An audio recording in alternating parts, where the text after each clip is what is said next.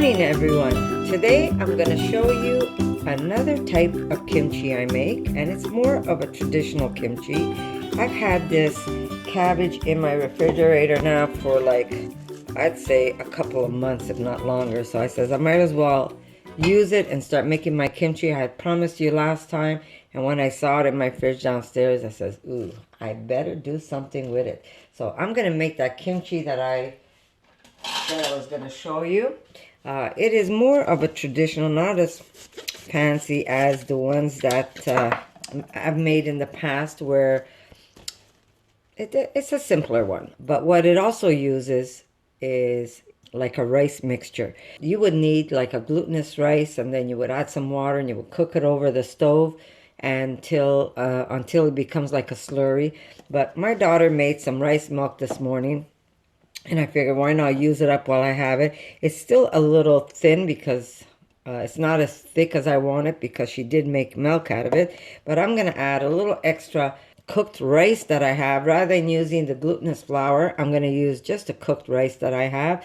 And that's going to be a nice mixture I could add to my kimchi. And what that really does is it makes all that red stuff stick to the leaves of the cabbage. And when you pick up your kimchi, it's not so watery. So I'm going to get some rice and put it in a blender. There we go. I'm going to take this milk that she made. It did have a little bit of date in there for sweetness, but I really don't care because I will be adding apple to this. So it's going to be perfect. It's just a little bit of cooked rice. There we go. And to that, I'm going to add some apple because I do want to use some apple for sweetness. I've got this tiny apple. Maybe I'll use two of them. We'll see. Traditionally, they use like a pear. One of those beautiful, beautiful Asian pears. I didn't have any pears, so I'm going to use an apple. I've used apple before. I've used pineapple before. Any fruit you have, really. We will need to add a little extra water. And we're going to make a nice slurry that's going to adhere to the cabbage. Maybe I should cut my cabbage first, right? Okay. We will need to add extra water because I did add some extra rice.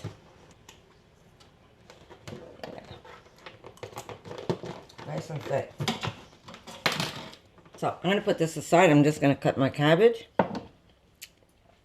And today I started to make my my beans. What I do is, if I don't find the special, usually I buy a lot of these on special. But if I don't have the special, what I do is I save my jars of my beans, and I just cook my beans or my chickpeas, and then I put them back in the jar. These are really hot right now, so soon we're going to hear a pop because it's just going to suck it in again. And I could keep this in the fridge easy a week, even 2 weeks. But I don't make that many at one time. I make a couple of jars maybe of chickpeas, and I might make some white beans. But life is so easy. To be vegan, it's not hard, trust me.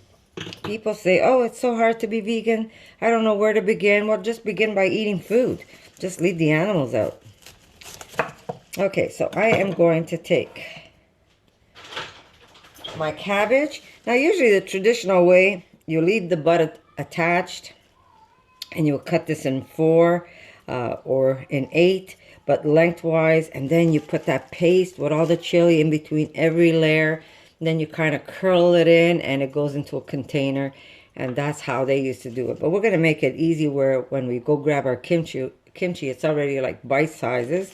So we're just going to cut this in smaller pieces and not keep the bud end.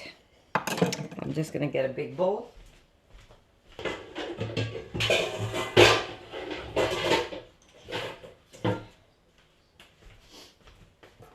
I remember my friend, when she told me how to make kimchi, I was like mesmerized. I says, oh my God, it says, it's so much work. You see, you kind of leave it intact. I mean, I cut off the bud already, but you would leave it intact like this, and then you would pick up layers and put the paste in between layers and layers. And this would get soft because you've salted it, so it won't be as stiff as this. And then you would kind of curl it into itself and you let it ferment that way. But I'm going to do it the easy way, which is nice size pieces of kimchi. This is going to wilt down, so the pieces are going to be a lot smaller than this. And I take the butt off because I'm not going to use the butt. Now, if you want to really make the most out of your food, all these little pieces like butts and stuff, if you save them and you put them in a Tupperware or even a glass jar, if you're trying to go zero waste, if you save all these little bits, whatever it is, let it be the butt end of a celery, a butt end of an onion, a piece of tomato, you can make a delicious vegan broth with that.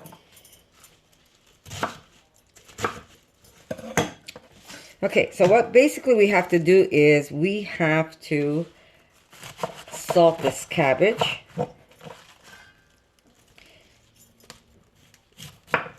And that's going to take all the water out of it. And then we're going to be able to ferment it. Here we go. We're going to save those butt ends. There we go. And the rest we're going to make kimchi. Now, my other kimchis that you've seen, and they're up on YouTube if you want to go take a look, I have all kinds of added stuff to it, like mushrooms. I've got one where I've added mushrooms. There's one that I've added strawberries, pieces of pineapple. I make my kimchi so many ways. But we're going to make this more of the traditional way, where it's just basically a red cabbage with nothing else. Maybe we'll put some chives in it, some sesame seeds. We'll see as we make it. But for now, we want to salt this. So we're just going to take some salt.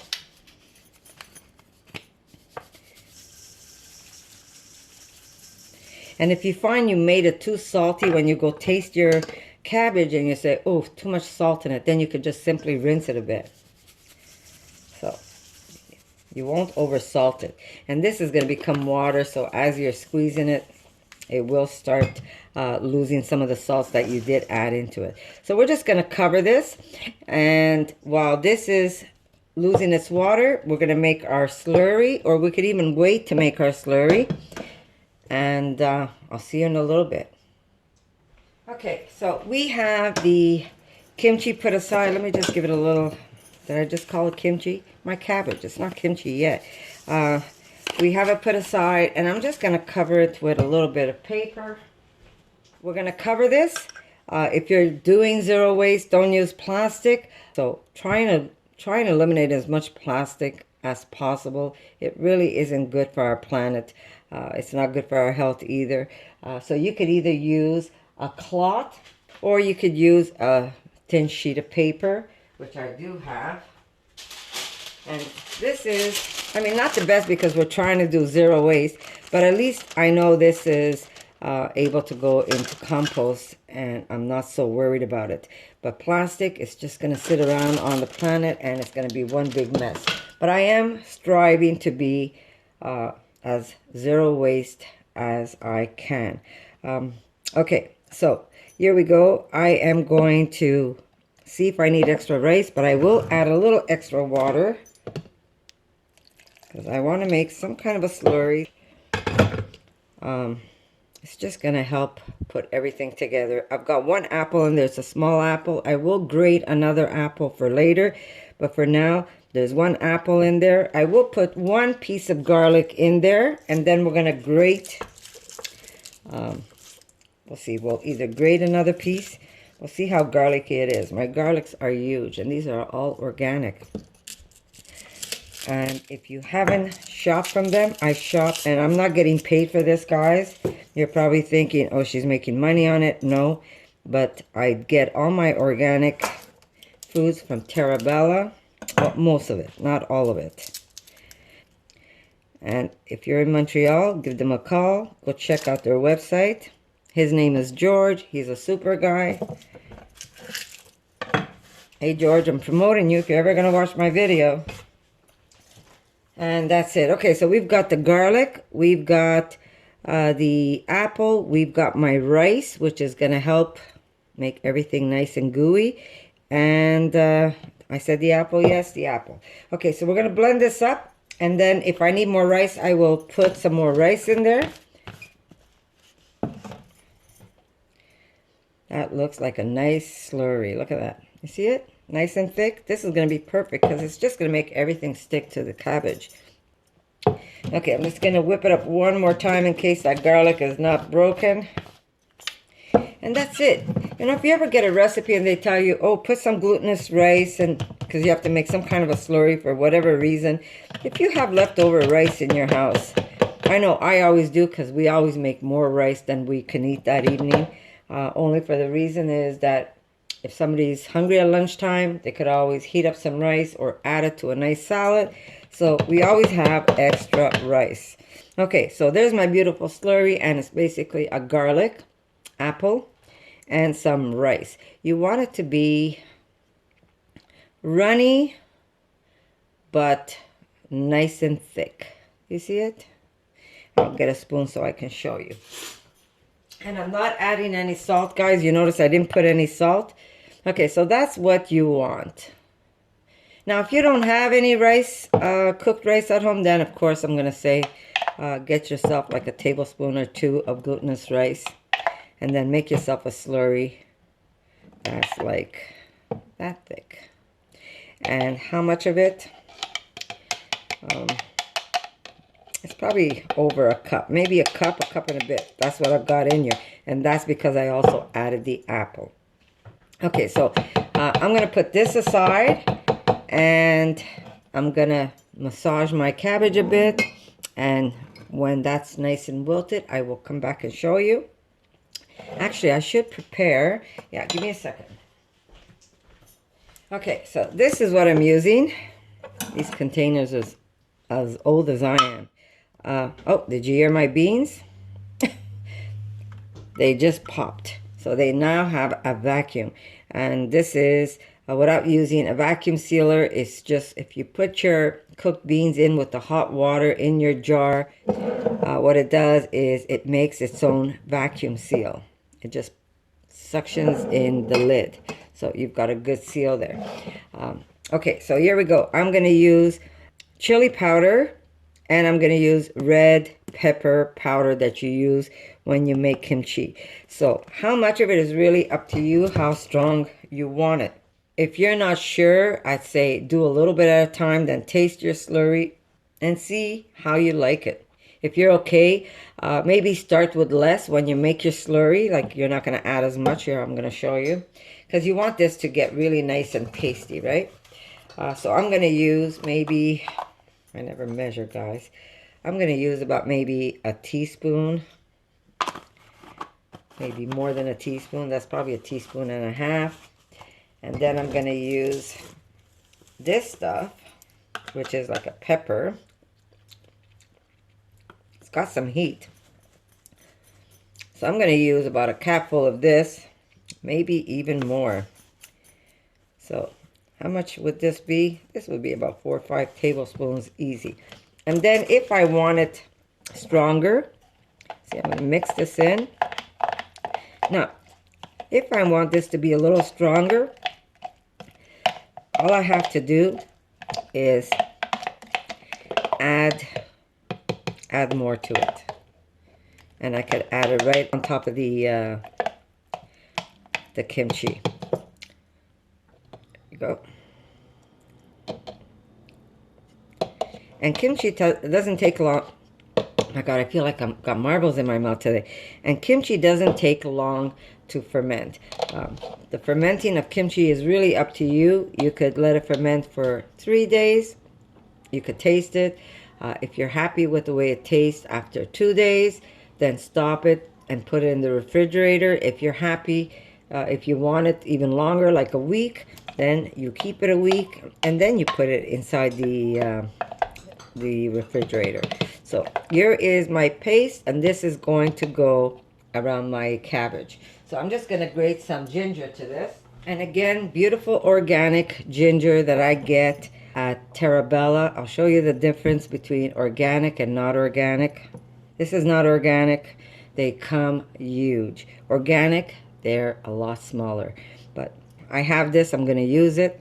But if you have a chance, always buy your produce organic, especially if the price isn't that much of a difference. If you find that like you're paying dollars over the amount you would normally pay and you don't want to spend that money, then that's fine. But I say try and get as much organic as you can. Okay, so I'm going to use the bigger holes because I like bites of ginger. I like to feel the ginger under my teeth. So I am going to grate it. It's going to be a little bigger, the pieces. But again, if you want smaller pieces, just go ahead and use something that will grate it a little finer for you. I'm trying to do this without losing a thumb. I'm not seeing where I'm going here.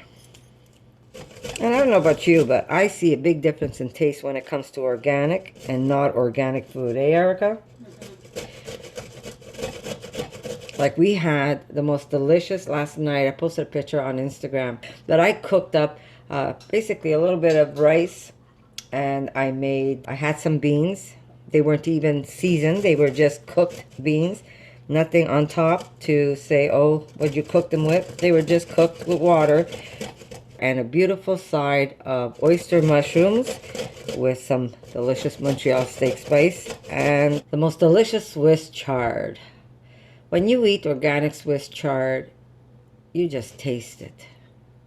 You can taste, like Erica says, you could taste the minerals in it. That's how good it was. It tastes a little more salty, and that's because of the soil that it's growing in. It's growing in good soil. All the stuff that's not organic, the soil is so depleted that you've got wishy-washy food. When you eat it, you don't taste the vegetable. You just taste water. Anyhow, that's how I can explain it. Okay, so that's one. We're going to do another one because I like a lot of ginger.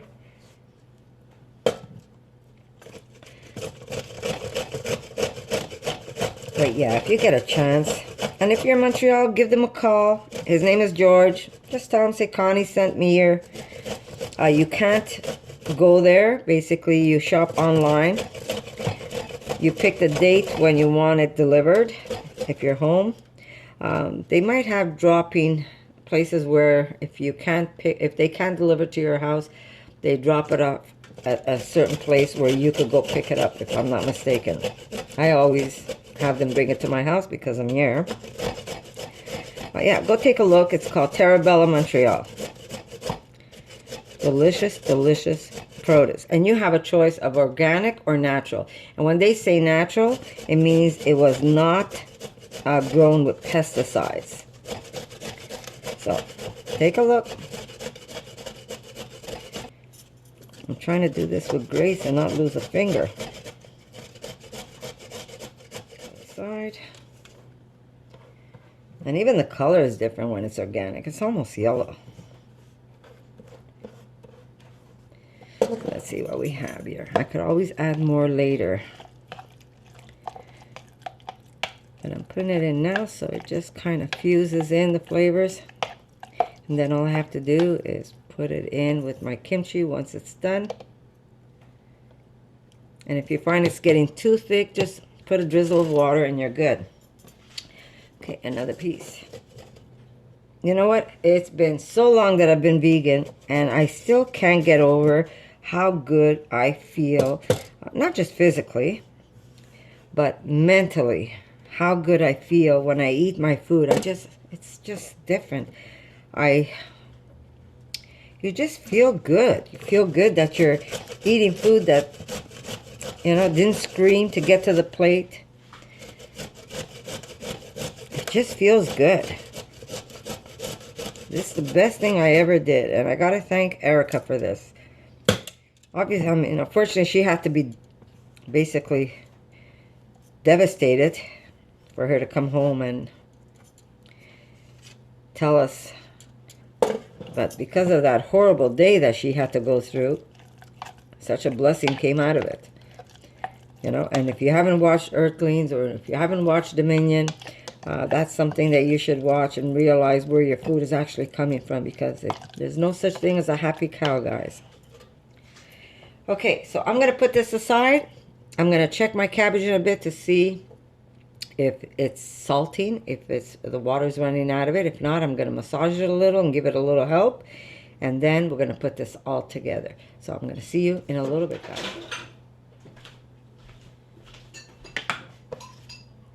You know, I see so many YouTube videos where they're throwing away all their Tupperwares because it's plastic. And for me, that's even a little more frustrating, because if you have them already and they're still like in perfect condition, why do you want to throw them away? Just keep using them, right? Because if you're going to throw them away, you're just going to make some more waste. And the whole idea is to make zero waste. So like I said, you can't be 100% zero waste. All you could do is do your best. Example, I don't use sponges anymore. I make my scrubbies out of jute, and I use cotton to make my little washcloths. Sorry, it's dirty because I was washing my my counter with it. You can, if you want, you could buy some of these off my website and get them there, or just go online and see where you can buy some. And stop using sponges, because sponges, if it's not a natural sponge, it's a disaster. It just stays there forever. And the worst part is that because people throw them in their garbage, food gets attached to it. And then when it goes into these landfills, all the animals and the birds, they go pick the food off the sponge, and then they get sponge in their bodies and they end up dying. And it's what a mess. It really is a mess. So if you can, get yourself some cotton dish rags. It's a start, right? And these jute rags are so good because it makes a perfect scrubby to clean your pots or whatever. And baking soda, guys. Instead of using like strong detergent, a little bit of baking soda. My daughter Erica taught me that. I used to say, how am I going to clean my pot without any of these like a Vim, or there's another one, I forgot the name of it. I says, how am I going to like not be able to buy that and clean my pots if there's something stuck to it? And my daughter goes, Ma, use baking soda. I said, baking soda? How's baking soda going to clean it? Guess what, guys? Baking soda cleans it. It really does. So I'm going to see you in a little bit. I'm going to just cover this so nothing goes into it. And check my cabbage. Here, I'm going to check it now before I go. Then I'll come back. Okay, I see water starting to form on top, but if you give it a little toss, see, it's all wet. It's already starting to lose its moisture, but the more you toss this, I'm gonna add just a little extra salt. The more you toss it, the more it's going to lose its water. And how do you know when it's ready? When you bend it. You see this one? If I bend it, you're gonna see the snap. It broke on me, right? When you're able to bend it and it doesn't break on you, you know your kimchi is ready to be either rinsed if you use too much salt, or ready to be, you know, add whatever ingredient you want to add to it. So for now, we're just going to keep moving it around, squeezing it if we have to, like a nice little massage. And let it do its thing. So I'm going to see you in a little bit.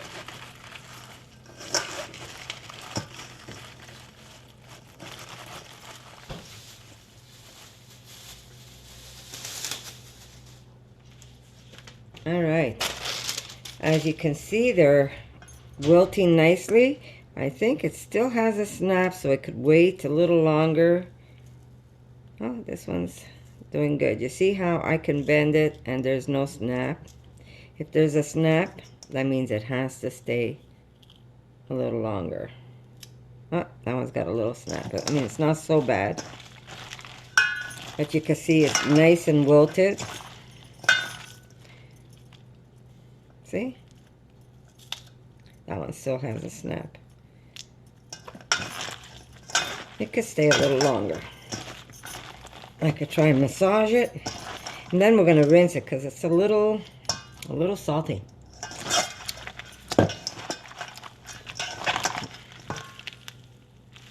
We'll just give it a light rinse once once it's done its thing. So we're going to wait just a little longer for this. And we're going to start preparing some of our added ingredients.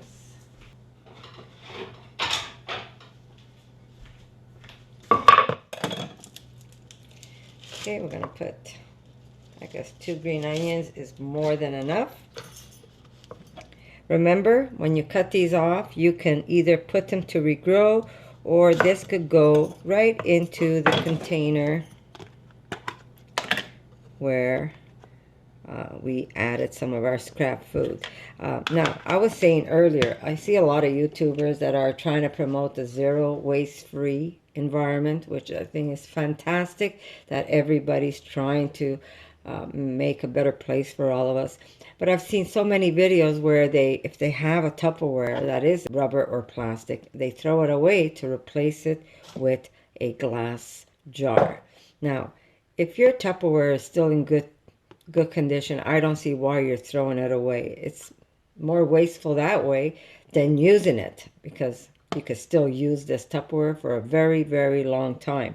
Now, I have them. For me to throw this away would be wasteful. It would be stupid of me to do that. So I'm going to keep using this as much as I can and not bring in plastics into the house or any other containers as such. But I already have them, so for me to throw them away really does not make it a zero free waste household, because I am going to be wasting it if I throw it away. So don't throw away those scraps. You can use them. So, and I'm not trying to put anybody down that's trying to promote the zero free. I see how beautiful their kitchens are with all the glassware. I mean, it looks beautiful. I want to do a tour of my pantry, but I am trying to, like I said, I'm trying to bring in more stuff that has no plastic. So for what I'm doing now is consuming what I have and then start from scratch. So anything that I have to buy now, such as lentil or beans, instead of buying beans in a plastic bag, I am going to buy beans that you have to put into a muslin bag or a cotton bag. It's just better for the environment and better for me. I'll put them in jars, and when I need them, I consume them that way. But for now, I do have beans in bags because that's how I used to buy my stuff. And I admit it, I'm not ashamed to say it, because most of us do it that way or did it that way. But I am striving to not buy products that way anymore. So I am going to consume what I have, and as I run out of the product, I will go to a bulk barn or anywhere where you have to buy it loose rather than a bag. And if really there is no other means, I got to really figure out what I'm going to do to replace that item. But for now, that's how I'm going to do it. Not throw away the Tupperwares I have, only because I'm trying to clean up my home. But yes, stop bringing the stuff in, that's for sure. Okay, so I'm just going to cut some of these up, and we're going to toss them in later on. But for now, I'm just going to cut them in. Yeah. Oh, this could go in a container. I'll just push that aside. But yes, I believe that we should all, make note when we buy something. Can we buy the item without the plastic around it? Because I'll give you an example. You could buy cucumber. You could buy cucumber on its own, where you take the amount of cucumbers you want and you put it in your carriage when you go shopping, or you could buy those cucumbers that are individually wrapped. So stop with the individually wrapped cucumbers. So there's so many things that you could start doing just to better yourself. And as you do it, I believe, as you do it, you get better at it. That's for sure. But yeah, don't throw away the stuff that are still good for you to use at home, because that will be wasteful. And the idea is to make as little damage as you can. Like, I'll give you an example. You buy these green onions and there's this attached to it. Why? Very seldom do you see it just with elastics. Most of the time, because it has a coat on it. So they have to put this. So it is a problem, but we have to find a way I don't know how to do it, but we have to find a way. Maybe someone could put a note at the bottom. What would you do if you see green onions and they're all attached with a barcode plastic tape? What would you do? Would you stop buying it? Big question. Okay, let's see. Where am I? Okay, so I'm going to give this a quick rinse. I'm not going to over rinse it because I don't want to lose all the salt. But if I find that all the salt is gone, I'll just add some salt to it. Thank you, Erica. Okay, so normally they would tell, when you're making kimchi, they tell you to add a little extra water when you're adding your paste. But I did rinse my kimchi, and if I taste it, sorry, my cabbage, it still has a nice amount of salt in it. And because I rinsed it, I might have a little bit of water at the bottom, so I don't have to really add extra water to my mixture. Okay, so I did say I was going to grate some apple. And again, I am using the larger part of my grater.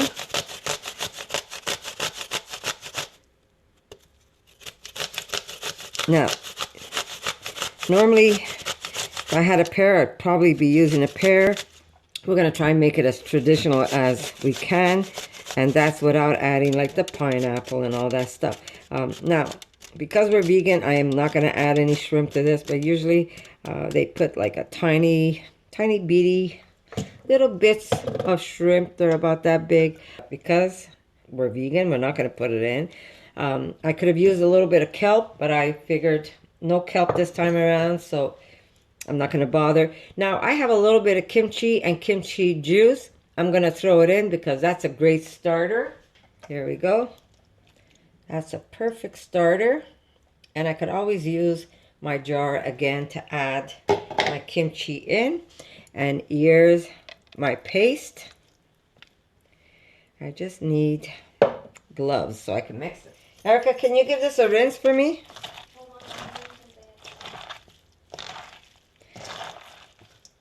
And look at that. And that's how easy it is, guys. How simple was that, really? I think I had to wait longer. I did more waiting than I did preparing this kimchi. And you have a very beautiful, simple red kimchi. Now, again, if you like that fishy taste and you're vegan, but you still don't mind that fishy taste, you could add some kelp to this. But look at this. Done. This is done.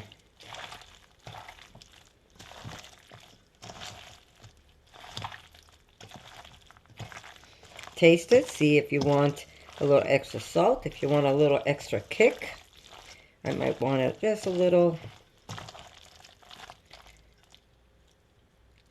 Oh, let me use this hand. So good. And it's spicy enough, maybe. Okay. So now, there we go. So I could reuse my container. I had my kimchi. Actually, I'm going to wash it before I put it in because I made a mess with my hands. Or I could put it all in one container, which I'll show you. Put this aside. This is where I usually put my kimchi, and I let it ferment in there. So here is, let me put that away. Here is my container I'm going to put my kimchi in. And this is done. All you have to do now is you have to wait for it to ferment. And how strong you want it is really up to you. And you want to push this in, guys. You don't want any gap.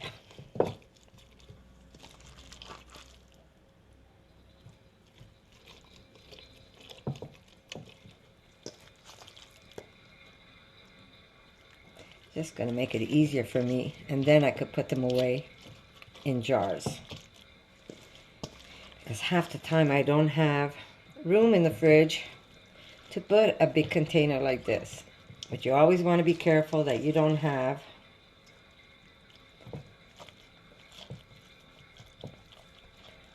any fruit flies or whatever that's going to go inside your vessel. Nope. Push it down.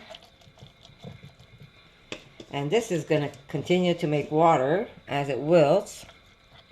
Some paper towel and clean that off. Now, if you have a sheet of like cabbage, and what it does is it keeps all your kimchi at the bottom nice and clean without having anything go, any particles, but it just helps push everything in. So if you had extra cabbage, that would be a good thing to do, is to put that as a layer right on top of this. I'm going to use some of my beautiful paper that I have. I'll show you. I'm just going to wipe this down clean.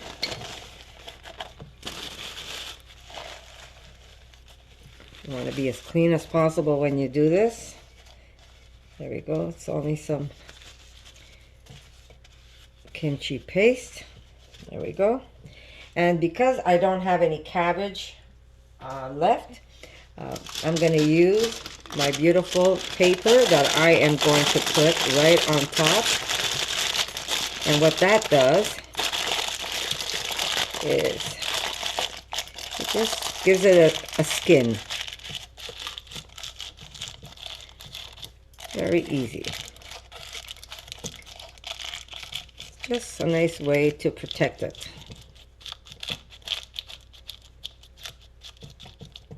There we go. Now, I could have put some sesame seeds if I had. I do have. I just forgot to put it in. But this paper, or if you have a cabbage, like a cabbage leaf, or even lettuce, if you have lettuce, what it does is it allows the kimchi to breathe as it's fermenting, and it just protects it a little more. So now I'm going to leave this on this counter because it's already in a dark vessel. Now, if you're using glass, I would say just cover it with a cloth so that it doesn't get any sunlight or daylight. But mine's in a dark vessel, so I'm good with it. And I'm just going to put another sheet of paper on top, as such.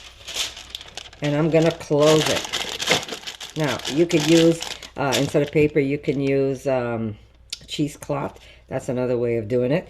And you're just going to leave this for a couple of days and just come and taste it. If you like how sour it got, then take it, put it in jars. If you have any kimchi jars or bean jars or just any kind of jars you have, put your kimchi in there and then store it. I prefer transferring it because I don't have the space. Once it's fermented, I prefer transferring it into smaller jars.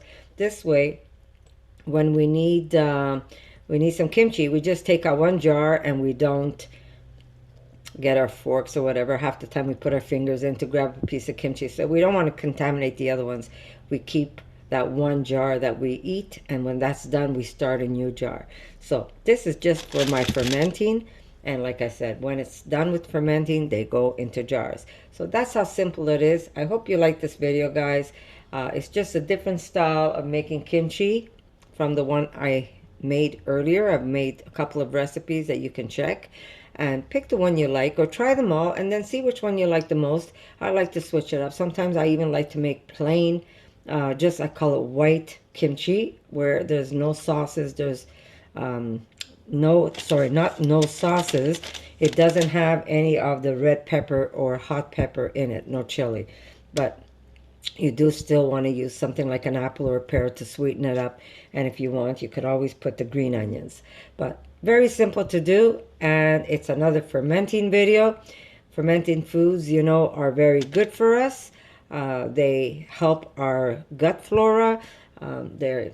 Once your gut is healthy, your whole body is healthy. So try some of these fermented foods And come back, let me know how you liked it.